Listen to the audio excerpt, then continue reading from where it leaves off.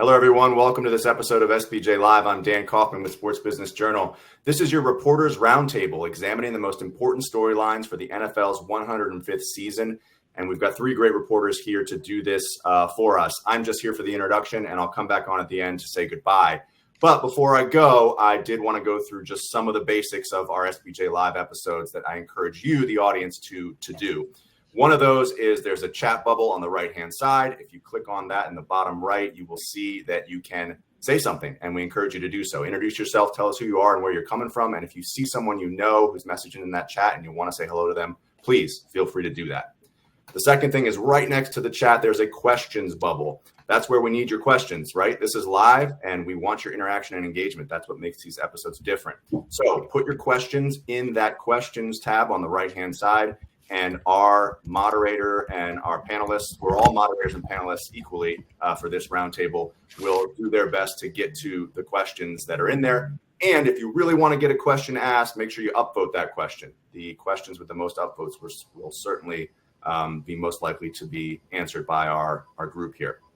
Okay, that's it for me. It's my pleasure to introduce Ben Fisher from SBJ, Austin Carr from SBJ, and Ken Belson, our special guest from the New York Times, who happens to be in Kansas City for the opening game tomorrow night. Gentlemen, take it away. Ben, I'll turn it to you. Thanks, Dan. Sure appreciate it. I don't know about everybody else, but between fantasy drafts and season preview deadlines for the magazine and getting ready for tomorrow night, it is NFL season, and I think we're all ready to go. We could talk about the games, but we're going to talk about the business for the next 45 minutes. Ken, you just landed in Kansas City, right? Minutes ago. Shout out to the airlines being on time for once, so you could join us today. You're there with Clark Hunt, the owner of the Kansas City Chiefs. He's won consecutive Lombardi trophies and just finished a major new policy for the NFL on allowing private equity to start buying stakes in the teams. Bring us up to speed on that. You and I were both at the meeting last week in Minneapolis. Break that down for us a little bit on that one, and then we'll go from there. Yeah, thanks, Ben. Yeah, Clark was in charge of this committee that Roger Goodell tapped last year to look at changing ownership rules, including allowing private equity investment. And like everything the NFL does, they took their time. They were deliberate. Clark Hunt said at the meeting last week they actually started looking at private equity in 2019. They wanted to watch how Major League Baseball and the NBA and others dealt with it. And ultimately, they came up with a fairly conservative solution, which is stakes of up to 10% by private equity firms in NFL teams and no more than 6 per private equity firm. And most critically to the NFL, which really tries to preserve its ownership structure, the private equity stakes will be completely hands-off, have no control over the running of the teams. So I think this suits the NFL very well. They get this massive potential influx of liquidity that they've needed. This is a good problem for them to have. The value of teams has gone up so much. The pool of buyers has diminished a bit. So now there's new people coming in that want a stake in teams. And of course, those private equity firms are then pooling money from their investors. So there's now going to be potentially hundreds and maybe thousands of new owners of teams, even if they're tiny slices. So it's good news for the NFL. At a time when their valuations are soaring, they have new potential buyers stepping up. Right. And Ken,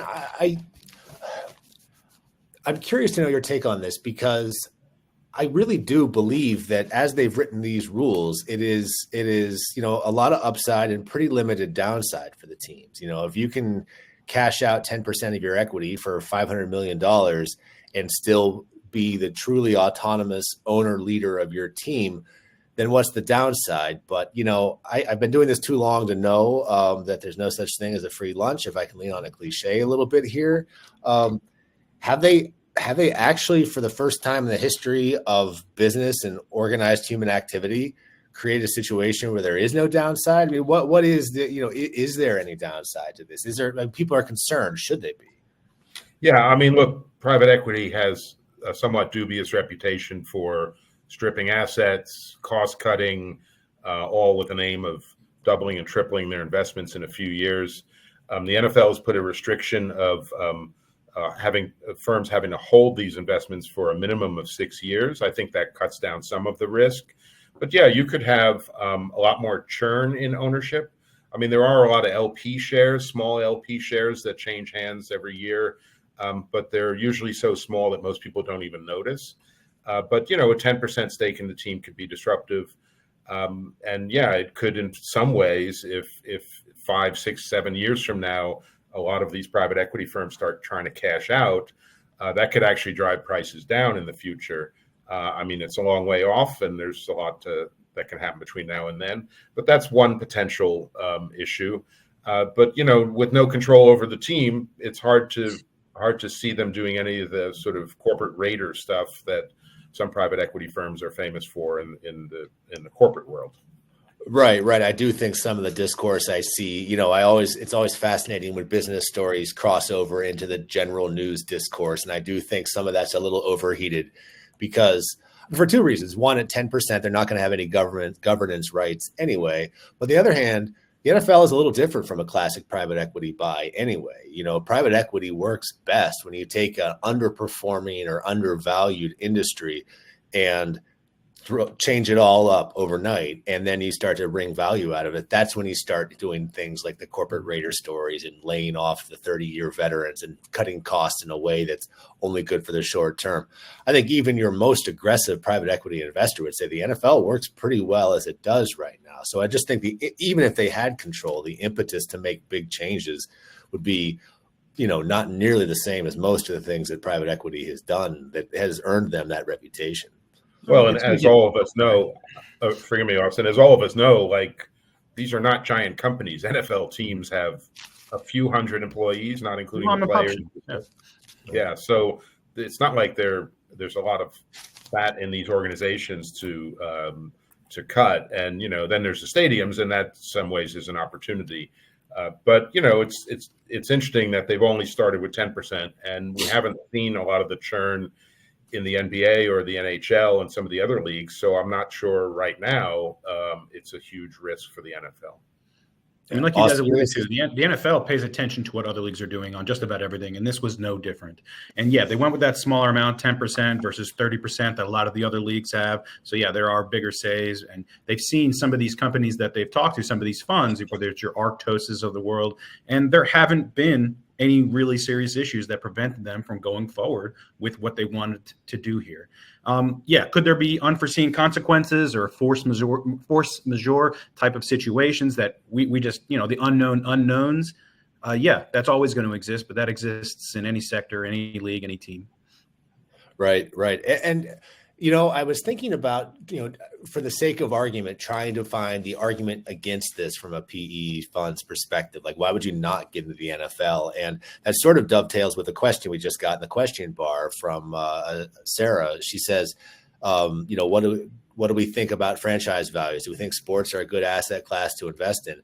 And the short answer is yes, absolutely. There's every reason to believe sports are continuing to grow bigger and more valuable, if for no other reason than it seems to be the backbone of the entire television industry at this point. But I do think that if there's a case to be made against this, it's that, will valuations continue to rise at the pace they have so far? And I think that could be an interesting question to answer or to observe other people answering as the private equity deals start to come. One reason the team might want to sell private equity, a stake to private equity, is that they believe their assets are not going to grow at the pace it has in the past. So therefore, it's just strategically better to monetize 10% of your team for the future rather than hold on to 100% of your team. But obviously, they're going to tell the private equity firms the opposite when they try to come down to deal terms. So how those shake out, whether there's actually as much activity on this front as the policy seems to expect there to be, could tell us a bit about how the masters of the universe actually see the future of the NFL going. Well, this is Austin could probably spell this out in more detail, but the NFL's just finished the first year of a 10-year set of media deals. Mm-hmm. I think the numbers are kind of baked in, in a good way. So there is still a lot of growth. I think the NBA contracts similarly are going to accelerate. But I think it speaks even more broadly to sports teams as an asset class. And I think once you've maxed out on the, I mean, everybody is chasing, private equity firms are chasing these value firms that they can find, to supercharge. But sports is already there. And unlike, say, a consumer goods company, where the big numbers are going, more or less, in the media front. So that says a lot about the landscape, and probably why there's a fair amount of confidence that this could pay off for them. I also think for the private equity firms, they're always looking for something new, and sports is new. And if there's people with $1, $2, $3, $4, $5 million who want to call themselves an owner, who are they to stop them? And then, of course, they collect their fees in the process. So I think they'll do well on that front as well. In terms of like just the media value there, and thinking about the near to midterm for these investors, yeah, like you're only in the early years of this media deal, and we're already talking about how the NFL is probably going to opt out of all of them because they're not getting the value that they think they can get. Maybe one of the earliest we can probably see that is around 2029 for a lot of these deals, but that's already setting themselves up for another set of long-term, very lucrative media rights deals that will take you, probably closer to 2040. So if you're thinking about that as a PE fund, yeah, like you're pretty well set up for the near to midterm. And we're going to see, how big that valuation can go once this Skydance Paramount deal closes, because that might open up that deal with the NFL, and they may want to revalue that because CBS isn't even paying as much as NBC is for the secondary NBA package. So I think the NFL, I don't know how, somehow is still undervalued in a lot of places. Yeah, that's a really good point. I'm sorry. Go ahead, Ken. No, I think we're going to probably make the same point, but the media landscape itself is fracturing. So I wonder how much the leagues, and the NFL included, can push the envelope before you tip some of your traditional partners like Fox and CBS over the edge. They have to play this delicate game between keeping the linear guys and maintaining that reach, but also courting the Amazons of the world at the same time. Right. For sure, the private equity conversation dovetails with the most important media and strategic questions facing the NFL over the next 5 or 10 years. And, to the extent there are naysayers on this, I'll pick out the Bengals' Mike Brown and Katie Blackburn as the one entity that voted against this in a 31-1 vote. I think this conversation may tell us a little bit something about what their concern is. The traditional NFL owners' question is, will this asset still exist for my grandchildren or my children in 30 or 40 years? Will it continue to spin off reliable cash dividends and returns each year until then? I'm not necessarily super concerned with the percentage rate of return over the next 5 to 10 years. Now, in a heartbeat, that's all that matters, because everyone's trying to sell these 10% limited partnership stakes to institutions that aren't particularly concerned about the owner's granddaughter. They're concerned about their institutional rate of return over the next 5 to 10 years. And to the extent things go south as a result of this, it would be if that mindset started to reflect, broader business decisions, and you get away from that ultra long-term hold mentality. I think that's largely theoretical, but to the extent we can read the minds of the Bengals ownership, that's what they're thinking on this. Yeah, I might argue that shift has already happened. I think that, the image of the kindly old man who wants to lead the team is great. I mean, that's not necessarily inaccurate, but the league is already very sophisticated and thinking very thoughtfully about, pushing the pedal on that revenue growth. Well, you may remember this, Ben, and I certainly noted that at the time when Clark Hunt came out of the meeting after the rules were approved 31-1, he spoke to a bunch of us, and he said that the rules help preserve family ownership at 30% stakes. And so I thought and of course he himself is part of a family dynasty, but I think he was referring to the Steelers and the Giants and the Bears and the Cardinals and of course the Bengals. So I think he was perhaps addressing what Mike Brown's fears might have been, or Katie Blackburn's fears might have been. Right. That no, we're acknowledging that a third of the owners or ownership groups are actually families, long-term families. Right. And, if it took them this long to write a policy that does sort of get all the upside of new money into these teams while limiting the downside to this mostly theoretical conversation we've been having, then good for them. And that's another example of how the NFL has been managed so brilliantly over the long term. It just seems like they've always got the right side of the issues, and to the extent they ever have the wrong side of an issue, they minimize the impact on that. So we'll see. Time will tell. It's a fascinating conversation. This private equity thing has brought so many subjects into the realm of the NFL. But we are starting a season. There's competition starting tomorrow night. So maybe we should turn our attention a little bit more fine point matters we're looking forward to this season. So in terms of the first weekend, which starts tomorrow and lasts 5 days now in the NFL, what are you guys looking forward to? What do you think is the biggest story of this opening weekend? Austin, you want to dive in here? Oh, Wash, the biggest story is whether I made the right choice in the first round of the draft. I don't know if I should have gone running back or receiver. I mean, there's big choices over the course of the season. So I'm going to have to be paying attention in week one. But, from a business side, from a sports business perspective. Yes, that's what we meant. I'm definitely watching. This Brazil game is huge. Ben and you and I talk about all the time, just the reach that the NFL is trying for, because it hasn't lent itself naturally, American-style football, for that global reach. Yeah, they have done some games in London. They tried that. It was kind of a slow roll over a couple of years, but we've seen Germany now. Now we're going to Brazil for the first time, a huge country that matches up time zone-wise for that East Coast audience. And then we've talked about in the future, could it be Spain? Could it be France? There are a lot of opportunities, and especially ahead of the LA 2028 Olympics. You got flag football coming there, and the NFL has leaned into that because they want to grow the sport of American football, whether it's flag or tackle, to be something more global. I think it's telling that Roger Goodell will not be here tomorrow night in Kansas City to watch the two-time Super Bowl champs start their potential three-peat. He's going to be in Sao Paulo if he's not there already. Mm-hmm. And that tells you a lot where the NFL is thinking. I mean, commissioners usually show up to that first game, particularly when it's a Super Bowl champ repeating. And so I think, that's where the NFL is now looking 5 and even 10 years out. And as Peter O'Reilly, the head of events at the NFL, said, and there were a lot of questions about why Brazil. It's not the kind of place where it's such a soccer-rich country. What are they doing with football? He says, well, you have to start somewhere, right? I mean, if you're going to build up the South American audience or even just the Brazilian audience, once you start playing games, that's when the sponsors really jump in. That's when they sign multi-year deals. That's when you get new broadcast contracts locally.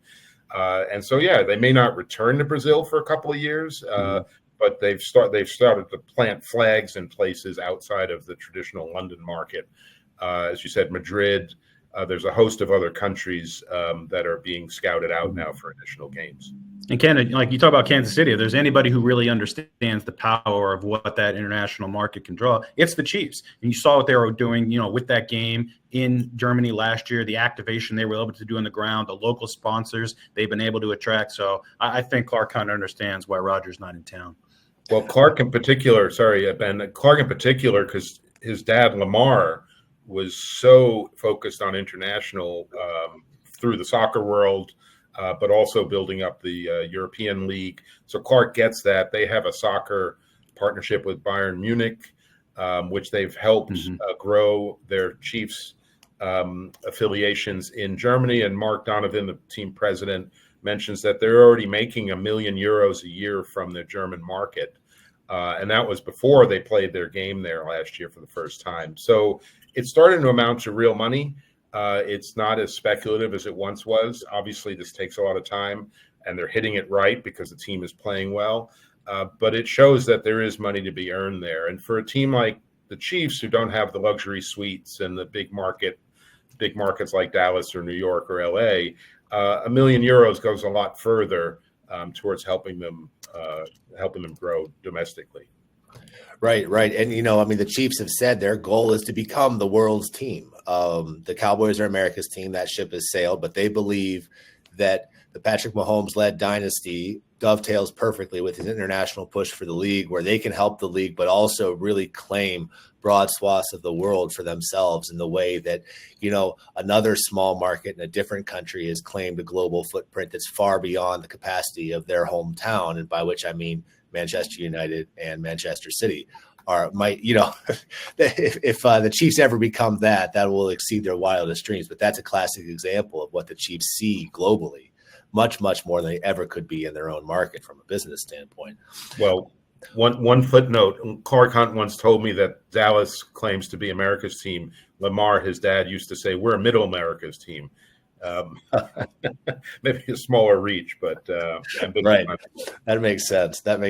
I know that Clark is currently reading 10-Gallon Wars, which is a great retrospective of the early AFL battles between the battle for Dallas between the early AFL and the NFL, which sounds like a great recommendation. He probably personally knows a lot of the people in that, or knew a lot of the people in that book.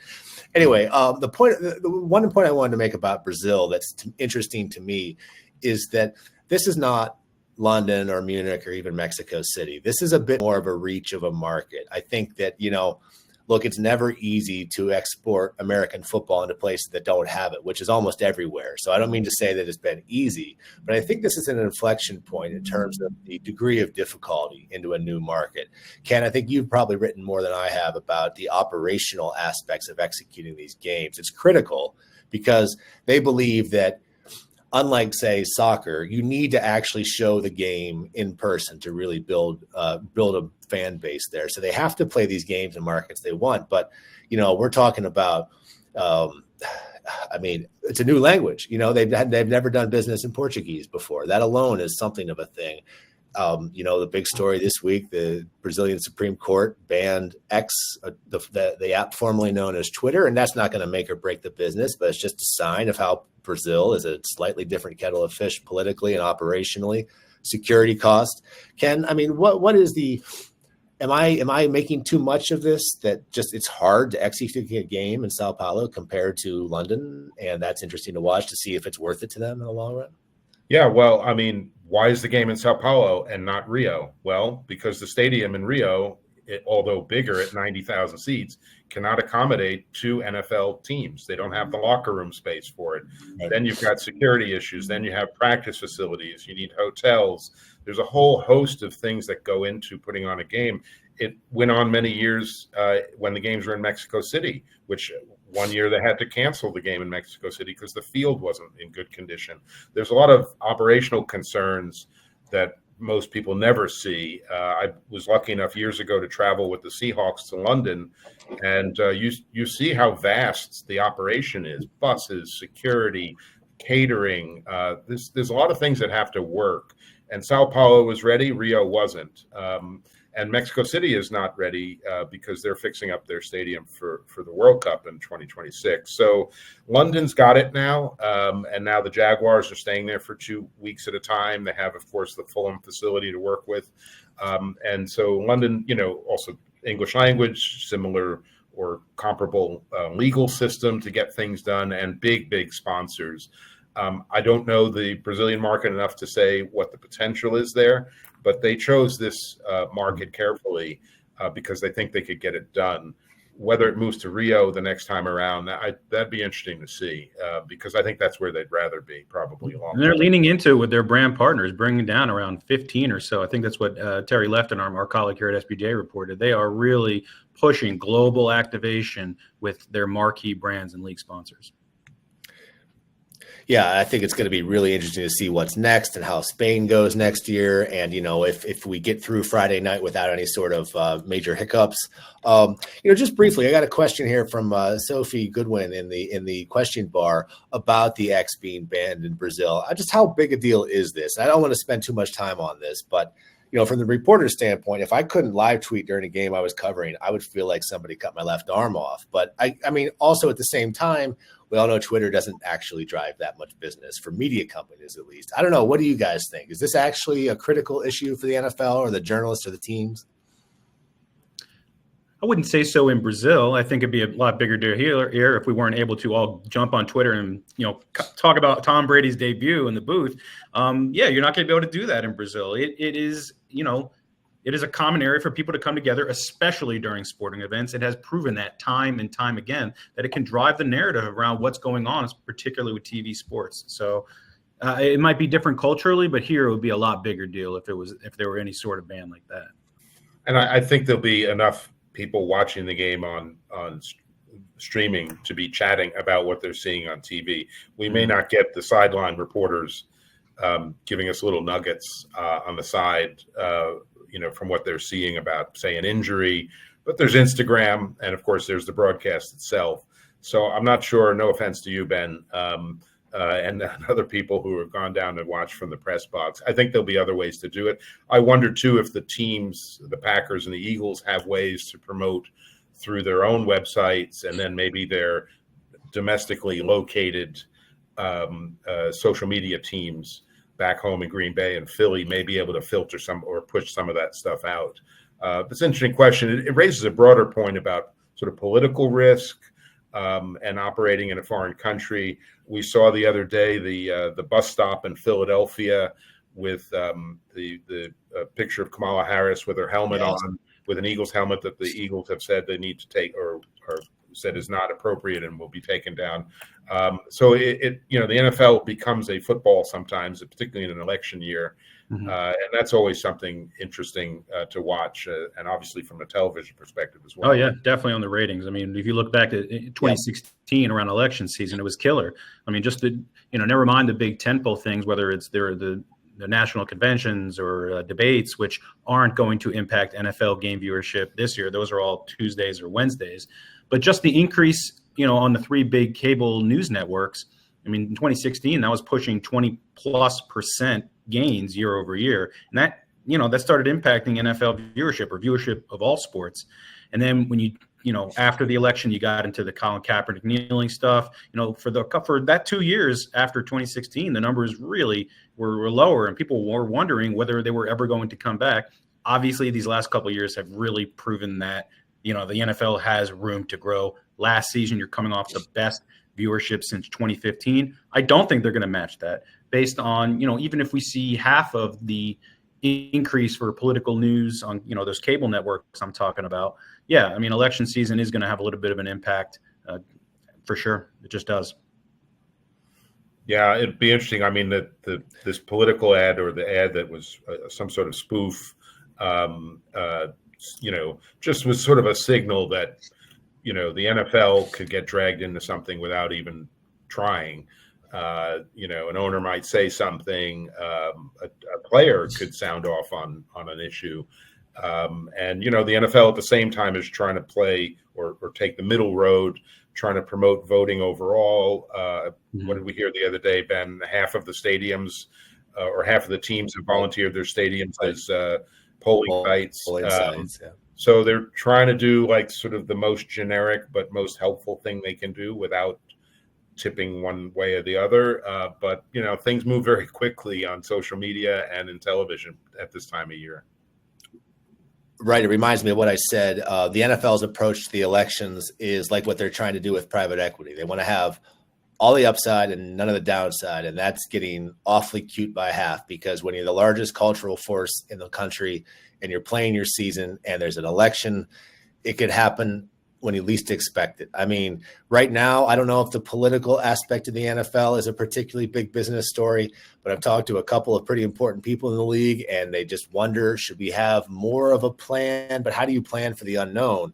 And all it takes is one candidate, or, I mean, maybe the Eagles and the Harris bus stop signs was that, but, they're holding their breath, and they hope that they can, maybe do something positive for it but just as soon they'd like to keep their head down and not get involved with it altogether. And we'll see if they can walk that tightrope. So I want to get to a couple other topics here. Still looking at the first season, though, past Brazil, past the kickoff game in Kansas City. I am saying that the biggest storyline of Sunday is a guy who's not playing anymore. And that's Tom Brady's debut in the broadcast booth for Fox. It's you talk about a high wire act. I mean, such an audacious thing to do, to put this guy up in the lead booth at the biggest game. As good as he is, he's never done it before. What do you guys think? How's it going to go Sunday afternoon? And is the Tom Brady story actually the biggest story on Sunday or not, in your opinion?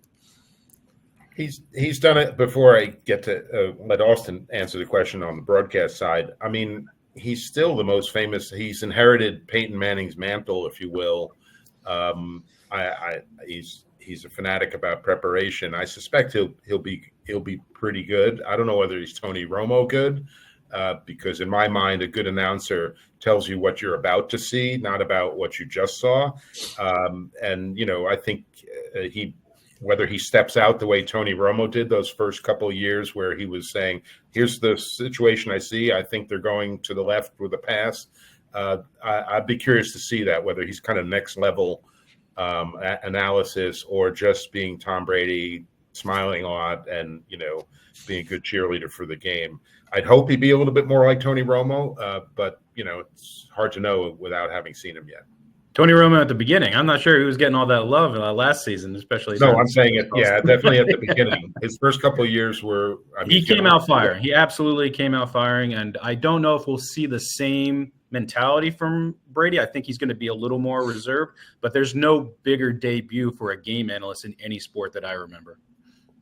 And I think that it's worth noting that the standard is so high because of Fox Sports' own actions here. Yeah. The question is not, is Tom Brady good enough to be on TV?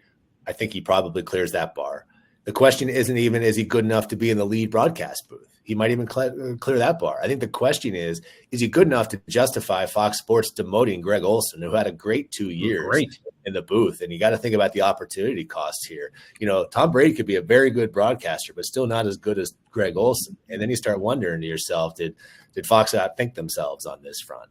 And, look, I mean, the people, Eric Shanks and the people at Fox, they're going to answer that question over the course of weeks and years. This is a 10-year deal, but there will be strong takes on the app formerly known as Twitter by 5:30 on Sunday afternoon Eastern on whether Tom Brady is doing a good job or not. I mean, the first time he says something really great or really bad, we're going to hear all about it. Oh, I'm just curious how many of those answers come from South Florida and Buffalo and some other. Right, exactly.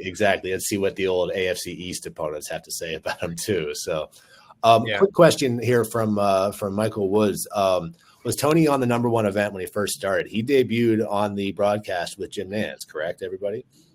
I believe so. Yeah. Which was revolutionary in its own right. I mean, these guys used to be thought of as development projects by definition when they came off the field. So, but now are we going to get Romo or are we going to get Drew Brees, or is it going to be somewhere in the middle? Right. It's a really big story, and I don't think we need any more reasons to watch Browns Cowboys, which is a great matchup in its own right. But I'm definitely I might need to take a walk after the 1 o'clock windows, but I'll be back on after I calm down for whatever happened in the witching hour there. For a week 1 Sunday afternoon game to be potentially thinking about 30 million viewers, because it's Brady, because it's the Cowboys, because there's fervor around the return of football, even for that Sunday afternoon window, that's impressive. That is, top 10, top 15 viewership for the year sort of number that we're thinking about already, because we're talking a lot about Tom Brady, a game announcer, not even the guys on the field. Right, for sure. Here, one quick question. I'm going to take this myself since we didn't prep to talk about the sponsors, but I've got a good answer for this. I see that my old friend Michael Lynch has asked me, what NFL sponsors are you most excited about? And I don't know if any sponsor gets me excited. Maybe I'm in the wrong line of work if that's true, but the most interesting sponsor I think is maybe a somewhat obvious one is Toyota.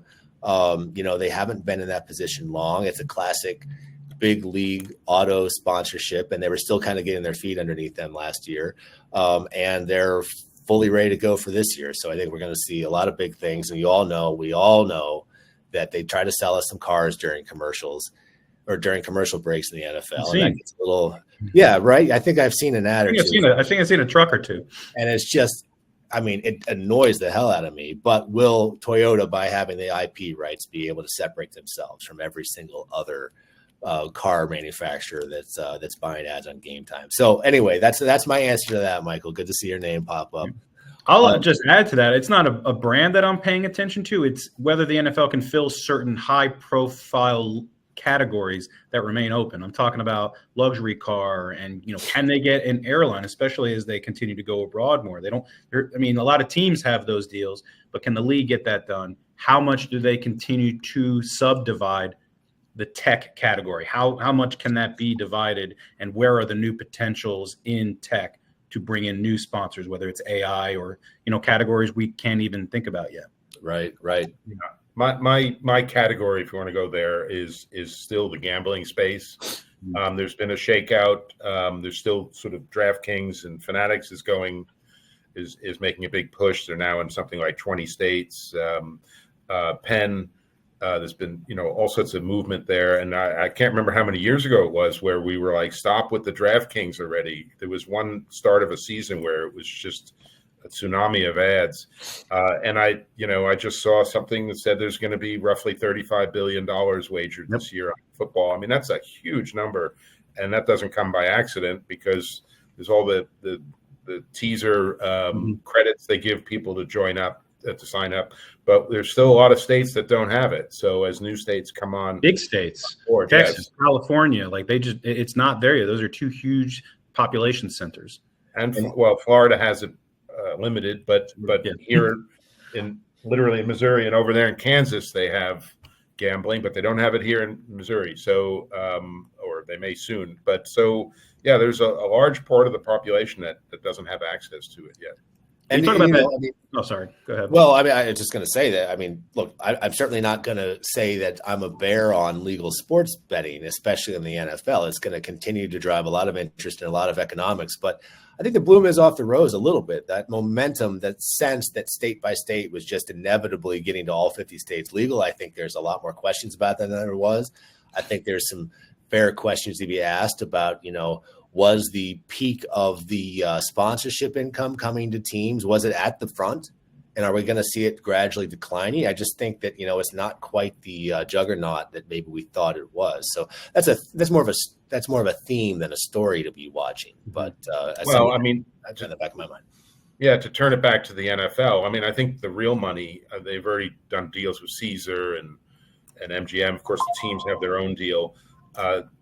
Or their own deals, but I think the real money for the NFL is in the data feed and latency and how much they want to charge to shrink the latency and so forth. And Genius Sports is there. We may see more opportunities through YouTube and others to put gambling into the broadcasts over time. Yeah. I spoke to one owner who was very sheepish about that. Even this John Mara of the Giants told me he didn't want gambling odds on the scoreboards in his stadiums. He just felt like there's a point where it's too much, that we're losing sight of the game itself. If fans want to check their cell phones for prop bets, that's one thing, but do we need to be using valuable scoreboard space to promote gambling? You could also, of course, sell Toyota ads on that scoreboard too. So maybe he's talking about relative value there. But I think they're trying to tiptoe around some pretty touchy areas about gambling addiction that they've been, roundly not criticized but questioned about their culpability or responsibility. Right. I think once again, bringing it back to, upside and downside, I think the downside is coming more quickly and in clearer focus than maybe some people had hoped in terms of the widespread legal sports betting. I'm just not sure the upside is what a lot of people thought it was, at least so far. So, again, something to watch. I'm not saying anything in particular is going to happen, but I think that's an interesting place in the evolution of that topic. Another question on the sponsorship front, and I'll try to deal with this quickly, but I've written about it quite a bit. From Clark Jones, what's going on with headsets and the dual sponsors and conflicts with AT&T and T-Mobile? Fair question. We reported in March that they had a deal for Sony and Verizon to both have branding on the headsets. Sony's not going to be doing that until next year because they're still making the headsets. They're still developing some proprietary headsets that are going to be in use. This year, starting Friday night in Brazil, Verizon will be branding the headsets. And that's sort of an interesting under the radar thing. And I think they've figured that all out. It's a very costly asset. And I think that was the way to do it, that they'd sort of have both switching on and off. The conflicts with AT&T Mobile, I've been told that playoff games that happen in stadiums with sponsors that aren't Sony or Verizon will not have those Verizon logos on the headsets because what if the NFC Championship games in Dallas? There's a conflict there. will let some Cowboys fans tell me how likely they think that is. But that's a potential conflict there between AT&T and Verizon. But I've been told that the Verizon headsets will not be on in the playoff games in those stadiums. So moving on here, we're running low on time. If you guys had to pick a team that you thought was the most interesting business story in the NFL right now for this season, who would you say? Ken, you want to go on this one? I may steal your thunder here, but the Bears. Go for it. Trying to build a massive stadium, new team president, Kevin Warren, a principal owner who's 101 years old, the old one after the Packers, the oldest team in the league. Actually Cardinals also older, but a hallmark team that has underperformed on the field for many years. There's a huge amount of upside, but there's so many issues going on with how they're going to find a location for a stadium, how they're going to fund it. They may be lining up for private equity money. If Mrs. McCaskey passes away, she will at some point. What happens with leadership at the team? There's so many question marks. And then just from the league's perspective, when they do well, the league does well, and it doesn't happen often. We can go back to the double doink year. A few years before that, they did well, but it seems like every decade they might have a good year that lifts all boats. If they have a good year, there's a lot of enthusiasm coming in with their draft picks this year. That could offset some of the downturn and potential, political year or election year drag. So yeah, they're my bet for a team to watch business-wise. Austin? I'm going to go with the Commanders, and it's similar thinking. And I'd say the one key difference is they've solved the ownership situation. I don't think they're going to be looking for, they may try to bring on some minority investors. I know, Josh Harris has done so with Arctos, brought on, they invested in the 76ers and a lot of the clubs that they operate. So there's a history there. So that may happen. But as far as the venue, trying to figure out, is it Virginia? Is it Maryland? Do they go to the RFK site? A lot of questions to be answered there. And also from, the organization side, the team president side, Jason Wright is out. They're searching for a new head of that club. They have a new franchise player, potentially a quarterback like the Bears do. So is it, can Jaden be like Kalen Williams? Is there a rivalry there? They're coming in the same time. So I think for some of the same reasons you talk about with the Bears, I am watching to see if the Commanders can turn it around and figure out where they're going to go for the future. Those are two great answers, I'd say. And this is something, after covering this beat for 5 years, the most consistently interesting stories are teams that you sense have the largest gap between what they are as a business and what they could be. And Washington and Chicago have been right on top of that list for a long, long time. You talk about teams in major markets. I mean, my God, you've got a monopoly on pro football in the center of the Midwest of the United States. And the Bears are a big deal. They still rate well on TV. They still out Soldier Field. But I don't think it's wrong to say this. The fan base is deeply cynical. Their success over my lifetime has been very sporadic. They're not historically known as a very entrepreneurial business. And I mean, we certainly don't have to recount the story of the last 30 years in Washington. And both of those are places that at least are starting to look like they're starting to close that gap between what they could be and what they actually are. But they have a lot of work to do. So really strong answers there. I am going to have a tie for my answer to that question.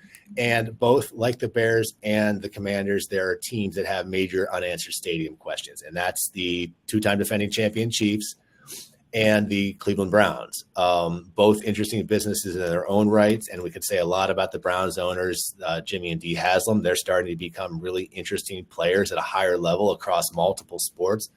But like the Bears and the Commanders, the Browns and the Chiefs both are looking at major capital expenditures, either, high nine figures or billion-dollar renovations or entirely new stadiums with a clock ticking on leases that are going to run out. And, look, it's the NFL, never bet against these people, but these are hard questions to ask. And somebody in our questions here on the sidebar here asked earlier if the Chiefs losing the referendum on funding for them and the Royal Stadium was a harbinger of things to come. And I think it is. It's only getting harder to put together these capital stacks for these ever increasingly expensive stadiums.